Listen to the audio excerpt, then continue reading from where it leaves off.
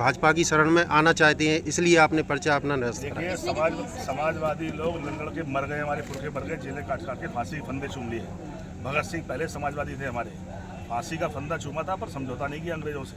वो समझौता करते तो जान बच सकती थी। वही समाजवादी खून है हम लोगों के भीतर। हम किसी दल में जाने वाले नहीं। हम आपकी तरह राजनीति नहीं कर रहे हैं कि आप बीजेपी का सपोर्ट कर रहे हैं पिछली बार और आपके सगे साले दूसरी पार्टी से लड़ रहे हैं। ये किसको हराना चाहते थे बता दो, आप उनसे सवाल कर दो एक आप। वो घबराते इसलिए हैं, वो आरोप हमें इसलिए हमें माफिया बनाने की कोशिश करते हैं कि वो गरीब की बेटी को अपना नहीं सकते। मैंने अपने जीवन में 1000 गरीब बेटियों को शादी की है, कोई बिरादरी में मेरी बहनें ना हो।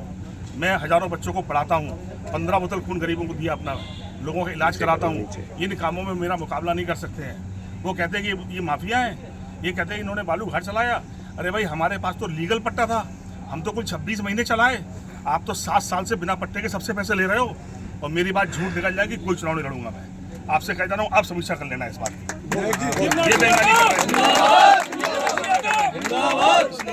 ये चुनाव लड़ रहे हैं, ये अपने नेताओं पर आरोप लगा रहे हैं।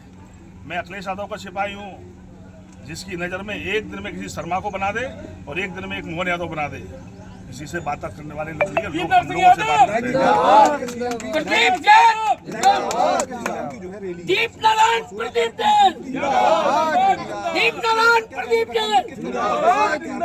मुख्यमंत्री यहाँ रैली कर रहे हैं, इसको लेकर क्या गठबंधन? मैंने कहा कि अगर रैली इतनी ज़्यादा करनी पड़ रही है तो जनता में भरोसा कमजोर दिखाई पड़ रहा है। ये घबराहट बता रही है। यहाँ तो जनता लड़ रही है चुनाव, रैली हो गई तो ठीक है, वरना रैली हो जाएगी वोट के दिन।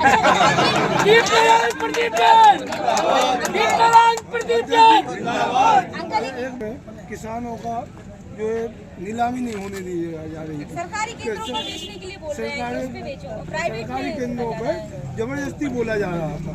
उस दिन जब हमारे बलवान भाई श्री प्रकाश नारायण सैनी जी और अन्य लोग गए, जब किसानों का मुल्क मंडी पे नीलाम कराया, तो मैंने कहा कि हमारे कांग्रेस के साथी बरसों से लड़ रहे हैं। आप इनको तो देखो, आप कितने साल से सरकार में नहीं है और कोई झंडा नहीं बदला इन्होंने, दिलो दिमाग भी नहीं बदला अपना। तो इसलिए तो कांग्रेस समाजवादी पार्टी के लोग साथ साथ खड़े हैं। अच्छा दीपक, हम लोग परवाह नहीं करते कि राजनीति में होगा क्या हमारा। विधायक जी, आखिरी सवाल, जैसे कि ईवीएम से जो चुनाव हो रहे हैं, इसमें कितना मतलब सच्चाई है? ईवीएम से होना चाहिए इलेक्शन या फिर 100% पूरे देश को इस बात का भ्रम है, शंका है, आशंका है कि 100% ईवीएम में कुछ ना कुछ लफड़ा है।